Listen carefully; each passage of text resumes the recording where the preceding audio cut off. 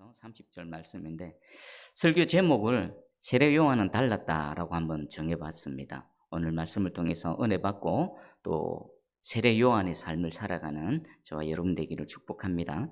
예수님께서 이제 본격적으로 공생의 사역을 시작하실 때 세례 요한의 사역인 그 세례 사역을 함께 병행해 가십니다. 세례 요한도 요단강 이편에서 자신이 지금까지 해오던 그 세례 사역을 계속 행해가고 있고, 또 새롭게 예수님도 또 건너편에서 예수님 역시나 세례 요한이 행하고 있던 세례 사역을 같이 하고 있습니다. 여러분, 세례가 뭡니까? 다시 한번 반복하겠습니다. 세례는 물로서 죄를 정결케 한다는 거, 그 죄를 씻는다는 거지요. 아담 안에서 태어나서 갖고 있는 원죄와 또 삶을 통해서 자신이 지었던 자범죄를 그 물로서 깨끗하게 씻는다. 죄를 씻는다는 의미가 있고요. 또 원래 세례는 물에 잠기는 겁니다. 침례였습니다. 침례는요, 물속에 쑥 들어가는 겁니다. 그것은 자신의 죽음, 옛사람의 죽음입니다. 그리고 죽었다가 물에서 나오는 순간 새 사람으로 다시 태어난다. 이것이 바로 거듭남의 그 눈에 보이는 가시적인 표현이겠지요. 이 예식을 하는 이유는 뭡니까? 나의 그 예수 그리스도를 믿는 믿음으로 죄사함의 은혜와 또 새 생명의 은혜가 주어졌다는 것을 하나님께서 눈에 보이는 그 방법으로 우리에게 주신 은혜의 수단이고 방편인 겁니다. 동시에 이 세례식을 또 하면 통해서 자신이 하나님을 믿는 믿음을 하나님 앞에서 고백할 뿐만 아니라 모든 사람들에게 공개적으로 만천하에 나는 이제 하나님 믿는 사람입니다. 나는 이제 예수 그리스도를 믿는 하나님의 사람입니다. 라는 것을 공개적으로 선언하는 것입니다. 자, 이런 세례의 의미가 있습니다. 자, 그런데 이 예수님께서 세례 요한을 하고 있는 이 세례 사역을 예수님 같이 하고 계십니다. 어떤 의미일까요? 첫 번째는 이런 의미가 있을 겁니다. 세례 요한이 먼저 와서 요단강에서 회개하라, 회개를 선포하면서 자신이 죄인됨을 인정하며 또 하나님께 무릎 꿇는 그들에게 이 세례식을 베푸는 이 사역을 예수 그리스도께서 인정해 주시는 겁니다. 예수님이 세례 요한이 하고 있는 세례 사역을 하심을 통해서 세례 요한의 사역을 하나님이신 예수 그리스도께서 인정해 주시는 겁니다. 또 하나가 있습니다. 예수님께서 이제 세례 요한의 바톤을 이어받으셔서 그 사역을 계속 행해 나가실 것입니다. 세례 요한의 사역을 자신이 이어받아서 계속 행해 나가실 것에 대한 그 암시가 이 안에 담겨져 있는 것입니다. 자, 그런데 여기서 문제가 하나 발생합니다. 여러분, 장면을 한번 상상해 보십시오. 요단강이 있습니다. 한편에서는 먼저 세례 요한이 세례식 사역을 했습니다. 많은 사람들이 몰려들었습니다. 그 회개의 선포, 자신의 죄인됨을 인정하고 하나님의 죄사함과 구원의 은혜를 잊기 위해서 주 앞에 무릎 꿇고 세례를 받는 많은 사람들이 있었습니다. 근데 어느 날 갑자기 나사렛에서 예수라는 한 젊은 청년이 일어났습니다. 그리고는 그도 역시나 동일한 메시지, 회개하라, 천국이 가까웠노라. 동일한 메시지와 동일한 세례 사역을 합니다. 이제 세례 요한에 막 이렇게 몰려들었던 무리들 중에서 많은 사람들이 예수님께로 향합니다. 그러면 예수님의 세례 사역과 세례 요한의 세례 사역이 비교가 될까요, 안 될까요? 비교가 될 겁니다. 지금 세례 요한의 제자가 지금 25절, 26절에서 찾아와서 하는 말이 바로 그겁니다. 우리 25절, 26절 한번 같이 읽어볼까요? 시작. 이에 요한의 제자 중에서 한 유대인과 더불어 정결 예식에 대하여 변론이 되었더니 그들이 요한에게 가서 이르되 랍비여, 선생님과 함께 요단강 저편에 있던 이 곧 선생님이 증언하시던 이가 세례를 베풀매 사람이 다 그에게로 가더이다. 아멘. 25절에 보니까 이 정결의식, 이 세례식 때문에 변론이 일어났답니다. 논쟁이 일어난 겁니다. 어떤 논쟁일까요? 세례 요한도 세례 사역을 하고 있고 예수님도 세례 사역을 하고 있습니다. 사람들 중에 어떤 게 진짜인가? 어떤 게 더 오리지널인가? 어떤 게 더 권위가 있는가? 분명히 논쟁을 했겠죠. 그리고 예수님의 세례식이 더 권위가 있다. 어떤 사람은 아니다. 원래 세례 사역은 세례 요한의 것이다. 세례를 받으려면 세례 요한에게 가야 된다. 어떤 사람들은 예수님께로 가야 된다. 특별히 세례 요한의 제자들은 어떻게 주장했을까요? 우리의 스승인 세례 요한이 세례가 진짜다. 원래 세례 요한이 먼저였다. 오리지널이었다. 원조였다. 세례를 받으려거든 우리에게로 오라. 그렇게 말하지 않았겠습니까? 이런 논쟁이 막 일어났고요. 그러다가 한 제자가 세례 요한에게 찾아와서 26절에 말합니다. 그 선생님께서 말씀하셨던 그 사람, 그분이 지금 세례를 베풀고 있는데 사람들이 다 그에게로 가나이다. 여기에는 어떤 마음이 담겨져 있을까요? 제자가 말하는 의도는 뭡니까? 지금까지 이 세례 사역은 선생님 세례 요한 당신의 전적인 사역이었고 또 원래 사역이 세례 요한 선생님 당신의 사역인데 예수라는 사람이 갑자기 등장해서 우리를 흉내내고 있습니다. 그리고 사람들이 다 그쪽으로 몰려듭니다. 관심이 예수님께로 옮겨지고 있는 겁니다. 그리고 사역에 있어서 영향력이 세례 요한은 점점 줄어들고 있고요. 예수님은 점점점 확대되어지고 있습니다. 이것을 우려하고 또 걱정한 한 제자가 세례 요한에게 지금 말하고 있는 것입니다. 자, 그러면 이 말을 하는 세례 요한의 제자의 마음속에는 어떤 의식이 있을까요? 첫 번째는 비교의식입니다. 예수님의 사역과 자신의 스승인 세례 요한의 사역을 비교하고 있습니다. 그리고 그 비교의식은 어디로 향합니까? 경쟁의식으로 향하게 됩니다. 비교하게 되면 반드시 경쟁하게 되어져 있습니다. 아니 이건 원래 우리 건데 갑자기 예수라는 사람이 등장해서 우리가 하고 있는 것을 빼앗아가고 있네. 사람들이 그것으로 관심을 갖고 있네. 사람들이 다 그쪽으로 몰려버리네. 비교의식과 경쟁의식. 그리고 또 예수님이 세례를 베푼다 한들 사람이 몰려가지 않으면 별 신경을 안 쓸 겁니다. 상관을 안 할 겁니다. 근데 사람들의 관심이 그쪽으로 몰리고 사람들이 그쪽으로 몰려가니까 위기의식을 갖게 되는 겁니다. 자, 한번 순서를 봐보십시오. 비교를 하게 되고요. 비교하게 되니까요. 경쟁의식을 갖게 됩니다.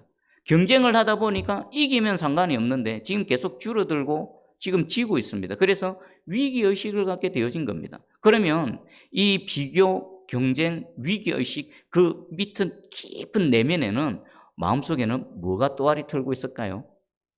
시기심과 질투심이 있는 겁니다. 그럼 역으로 거꾸로 올라가는 겁니다. 내가 누군가와 비교하고 있다. 그리고 누군가와 경쟁하고 있다. 그리고 그것으로 인해서 위기의식을 갖고 있다는 것은 내 내면에 뭐가 있는 겁니까? 시기심과 질투심이 있는 겁니다. 성경에서는 시기심, 질투심 뭐라고 표현합니까? 죄라고 표현합니다. 결국 이 제자가 갖고 있는 이 위기의식, 여러 가지 걱정은요, 그 뿌리는 뭡니까? 죄입니다, 죄. 시기심과 질투심, 그것이 겉으로 드러난 것이 비교하게 되고 경쟁하게 되고 위기의식을 갖게 되는 겁니다. 자, 오늘 우리가 살아가는 이 세상을 봐보십시오. 전부 비교입니다. 비교하고요, 경쟁하고요, 그리고 경쟁에서 뒤처지면 어떻게 됩니까? 낙심하고 절망하고 우울증에 빠지고 그 경쟁에서 조금이라도 나으면 어떡합니까? 교만해지고 머리가 곧아지고 목이 곧아지고 그게 다 뭡니까? 죄입니다. 이 세상이 돌아가는 원리는 죄의 영향을 해서 죄로 인해서 살아가는 겁니다. 차별합니다. 많이 가진 자, 적게 가진 자 비교하지요. 키 큰 자, 작은 자 비교하고요. 외모로도 비교하고요. 학벌로도 비교하고요. 또 뭐 있습니까? 가문으로도 비교하고요. 출신 성분으로 비교하고요. 명예, 지위, 차 뭐 타고 다니는지, 아파트 평수가 어떤 건지 온갖 걸 가지고 다 비교를 합니다. 오래된 얘기지만 초등학생들도 요즘은 예전부터 그래왔죠. 너 아파트 몇 평 사냐? 우리는 몇 평인데 너는 몇 평 사냐? 우리 아빠는 이런 차 타고 다니는데 너 집은 무슨 차 타고 다니냐? 초등학생, 그 순진무구하고 천진난만해야 될 우리 어린 아이들마저도 완전히 오염되어져서 그 죄의 영향력 아래 놓여져 있는 그런 세상 가운데 우리가 살아가고 있습니다. 그러면 이 말씀으로 우리 자신을 한번 가만히 돌아보시기 바랍니다. 내 안에는 비교의식이 없는가? 분명히 있을 겁니다. 저도 있더라고요. 당연하죠. 경쟁의식이 있는가 없는가? 있더라고요. 그리고 위기의식이 있는가 없는가? 있더라고요. 여러분에게도 있을 것입니다. 근데 이게 다 무슨 영향을 받는다고요? 내 내면에 또아리 터고 있는 죄의 영향을 받고 있다는 겁니다. 내 뜻대로 되지 않으면 나보다 잘 돼 있는 사람, 나보다 먼저 앞서 뛰어가고 있는 사람, 이런 사람들을 보면요, 비교하게 되고요, 좀 나도 모르게 경쟁하게 되고요, 뭔가 뒤처져 있는 것 같고 그것 때문에 위기의식을 갖게 되고요, 그리고 절망하게 되고 낙심되고 마음 상하게 되는 겁니다. 반대로 좀 잘 되면요, 남들보다 좀 앞서가 있는 것 같고 뭐가 좀 잘 돼 있는 것 같고 많이 가진 것 같고 그러면요 이 죄는 이 시기심과 질투심은요 우월감을 갖게 하고요 교만하게 만들고요 사람을 차별하게 만드는 겁니다. 여러분 오늘 이 시간 우리 내면을 한번 잘 들여다 보시기 바랍니다. 이것이 있어서는요 우린 여전히 죄의 영향력 아래 있습니다. 죄가 계속 우리를 끌고 갈 겁니다. 조금 형편이 나으면 교만의 자리로 우리를 끌고 갈 거고요. 조금 형편이 안 좋고 뭔가 어려우면요 남들보다 못하면 우리를 낙심과 절망과 그 실패의 자리로 끌고 갈 것입니다. 여러분 성경을 한번 봐보십시오. 가인이 왜 동생 그 아벨을 돌로 쳐 죽였습니까? 그 내면에 있는 시기, 질투, 비교, 경쟁, 위기의식. 그리고 사울 왕은 왜 그토록 다윗을 잡아 죽이려고 그렇게 안달복달을 냈습니까? 사울은 천천히요 다윗은 만만이라. 역시나 비교하고요 경쟁하게 되고 위기의식이 있으니까 내 자리 빼앗길까 봐 어찌하든지 다윗 잡아 죽여야지 전심전력했습니다. 온 자신의 시간과 하나님께 주신 왕권을 다 허비해 버렸습니다. 그리고 예수님 생각해 보십시오. 왜 대제사장들과 바리새인과 서기관들은 기어이 예수님을 십자가에 못 박아서 죽여버렸을까요? 똑같습니다. 형태는 다르고 모양은 다르지만 본질은 똑같습니다. 그 내면에 있는 죄, 특별히 시기심, 질투심, 이것이 비교하게 되고 경쟁하게 되고 위기의식을 갖게 되니까 그 위기를 모면하기 위해서 악을 저지르는 것입니다. 우리 내면에 이것이 남아있어서는요 우리도 똑같은 길을 걸어갈 수밖에 없습니다. 그런데 오늘 설교 제목이 세례 요한은 달랐답니다. 그럼 이제 세례 요한은 어떻게 달랐을까요? 그리고 그 다르게 된 비결은 뭘까요? 오늘 핵심입니다. 제자들은 역시나 죄의 영향을 받아서 비교하고 경쟁하고 위기의식을 갖고 세례 요한 스승이시여 선생님 당신은 상황이 이런데 어찌하겠습니까? 라고 지금 묻고 있는 겁니다. 그때 세례 요한의 답변입니다. 우리 27절을 한번 읽어보겠습니다. 27절 시작. 요한이 대답하여 이르되 만일 하늘에서 주신 바 아니면 사람이 아무것도 받을 수 없느니라. 아멘. 무슨 말씀인지 의미가 깨달아지십니까? 제자는 비교하고 경쟁하고 위기의식 속에서 어떡합니까? 라고 했는데 세례 요한의 답변은 뭡니까? 하늘에서 하나님께서 주신 것이 아니면 아무것도 받을 수 없다. 예수님이 사역을 했는데 예수님 쪽으로 사람들이 모이고 관심을 갖고 영향력이 확대되어지는 그것은 누가 하신 겁니까? 하나님께서 허락하셨다라는 겁니다. 그건 인간이 어찌해서 될 일이 아니라는 겁니다. 자, 그러면 세례 요한이 이렇게 얘기할 수 있었던 그 두 가지가 있습니다. 이 말씀 안에는 두 가지 의미가 있는데 첫 번째는 하나님을 인정하는 겁니다. 누군가 나보다 뭔가를 많이 가지고 있다. 나보다 능력이 많다. 나보다 뛰어나다. 나보다 지위가 많다. 재산이 많다. 누군가 뭔가를 했는데 그 일들이 잘 이루어진다. 그건 누가 하시는 겁니까? 하나님이 하신다는 것입니다. 반대로 그러면 나는 점점 줄어들고 뭔가 안 되고 내가 원하는 곳으로 가지 못하고 계속 이 자리에 머물러 있다. 그것 역시나 누가 하는? 하나님이 하시는 겁니다. 지금 내 처해져 있는 상황, 내가 살아가는 삶, 이것에서 비교하지 않고 경쟁하지 않고 위기의식을 갖지 않으려면 바로 이거 하나님을 인정하는 겁니다. 그 사람은 그 사람대로 하나님께서 은혜를 베풀어 주시고 그에게만 하나님께서 주실 수 있는 거 주는 겁니다. 나에게는 하나님께서 내게 꼭 필요하고 나에게 주시는 하나님의 은혜, 나는 그것으로 살아간다는 것입니다. 굳이 비교하고 경쟁할 필요가 없다는 것입니다. 잠언 16장 1절입니다. 마음의 경영은 사람에게 있어도 말의 응답은 여호와께로부터 나오느니라. 우리 마음의 경영 사람이 계획하는 겁니다. 그리고 막 뭔가를 애쓰고 수고하는 겁니다. 사람이 마음의 계획을 하고 그것을 이루기 위해서 애쓰고 수고합니다. 그러나 말의 응답, 그것이 되고 안 되고는 누구 손에 달렸다고요? 여호와 하나님께 달린 겁니다. 그것은 어쩔 수 없는 겁니다. 하나님이 주시면 취하는 거고요. 하나님께서 되게 하시면 되는 겁니다. 근데 하나님께서 막으시고 하나님께서 안 되게 하시면요, 인간이 아무리 뭘 해도요 안 되는 겁니다. 그리고 잠언 16장 33절 제비는 사람이 뽑으나 모든 일을 작정하기는 여호와께 있느니라. 동일한 말씀이지요. 제비는 사람이 뽑습니다. 제비는 사람이 뽑을 수 있습니다. 그러나 그 제비 뽑는 결과는 누구 손에 달렸다고요? 하나님께 달려있다라는 것입니다. 지금 사도 요한이 첫 번째 하는 말이, 첫 번째 의미가 하나님 만사의 하나님을 인정하는 겁니다. 내 삶의 모든 영역에서 하나님을 인정하는 겁니다. 하나님께서 주시면 누리는 거고요. 하나님께서 주시면 먹는 거고요. 하나님께서 안 주시면요, 그냥 굶는 겁니다. 하나님이 되게 하시면요, 그것을 누리는 거고, 하나님께서 그냥 막으시면 그 자리에 가만히 앉아 있는 겁니다. 남들과 비교할 필요조차도 없지요. 남들이 나보다 뭔가 잘 돼 있고 뭔가 누리면 그건 하나님께서 그에게 주신 것을 인정하는 겁니다. 하나님께서 그에게 은혜를 베풀어 주시는 것입니다. 그리고 나는 나대로의 하나님의 은혜를 바라보며 하나님 앞에 있는 거. 이게 첫 번째 의미고요. 두 번째 의미는요, 하나님의 주심에 대해서 만족하는 거지요. 만족하는 거. 이것을 뭐라고 표현하면 될까요? 자족하는 마음입니다. 자족하는 마음. 지금 내게 주신 거, 내 삶의 모든 것에 대한 하나님을 인정한다면 내게 주어진 거, 내가 처해져 있는 상황, 이것에 대해서 만족하는 거, 자족하는 겁니다. 사도 바울은 이렇게 고백합니다. 빌립보서 4장 11절에 내가 궁핍함으로 말하는 것이 아니니라. 어떠한 형편이든지 나는 자족하기를 배우는. 어떤 형편에 있든지 나는 스스로 만족한다. 내 상황과 또 남과 비교해서 나는 전혀 영향을 받지 않는다라는 것입니다. 그 비결이 뭐라고요? 자족하는 것. 어떤 형편이든지 나는 스스로 만족한다.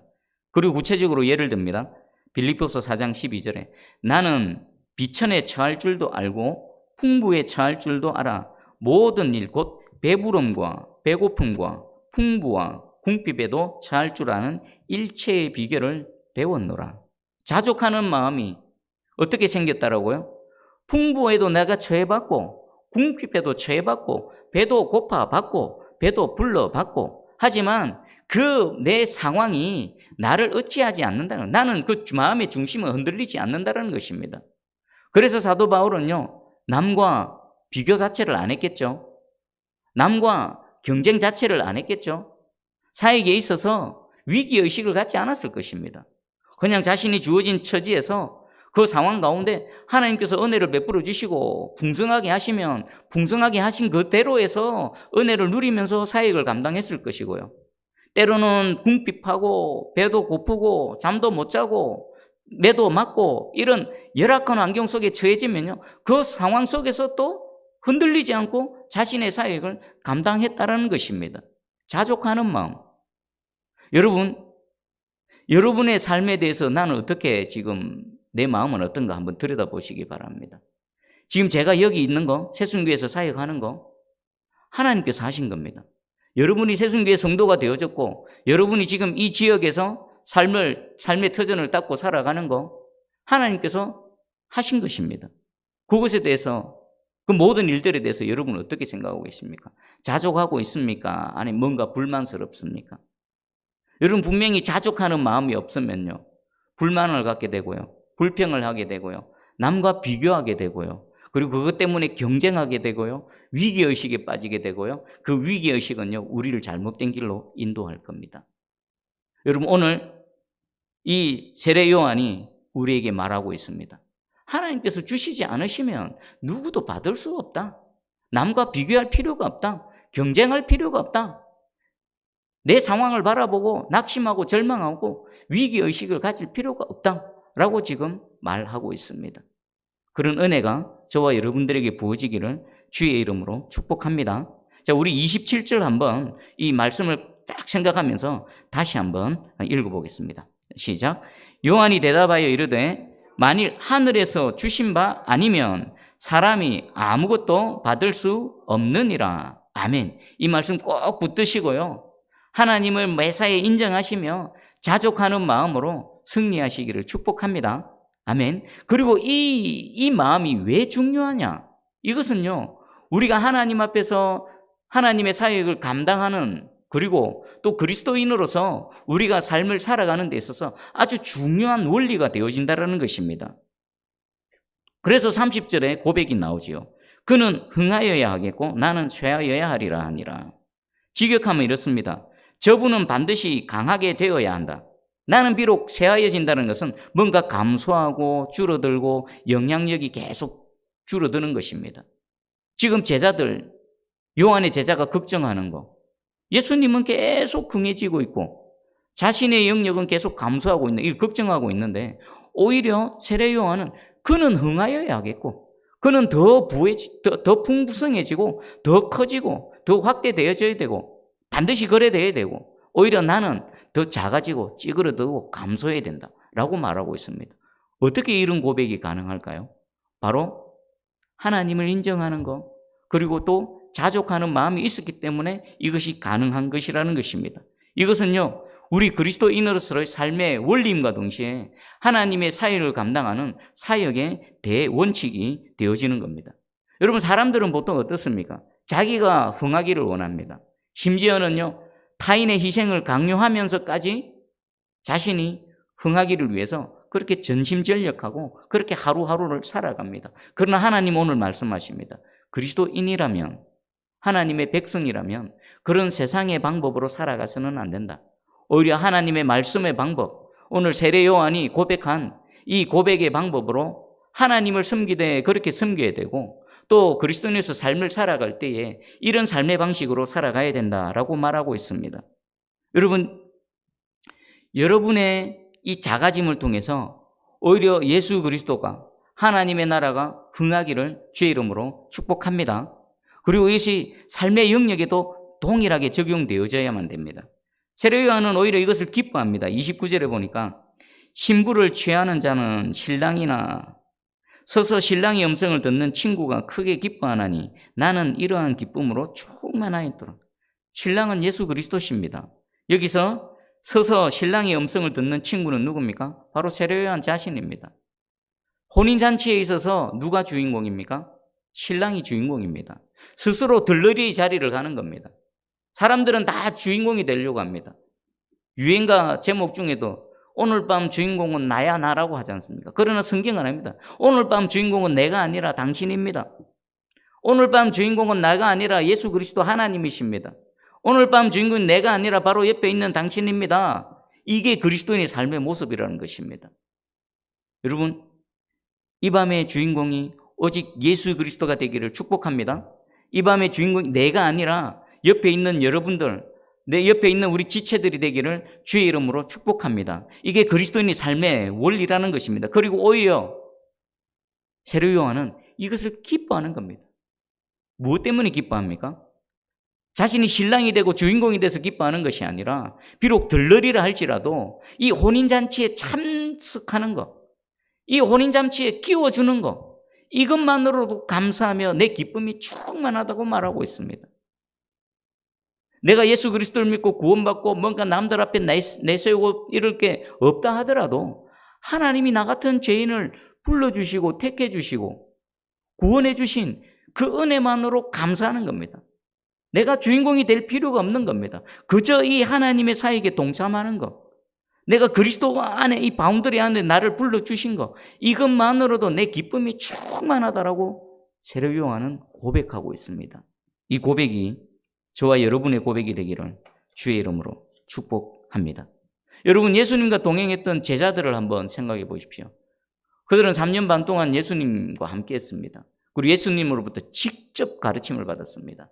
그리고 두 눈으로 예수님의 수많은 표적과 기사를 깜짝 놀랄 정도로 우리는 그 수많은 것 중에 하나만 경험해도 평생 막 자랑하고 다닐, 매일매일 그것을 경험했던 그들.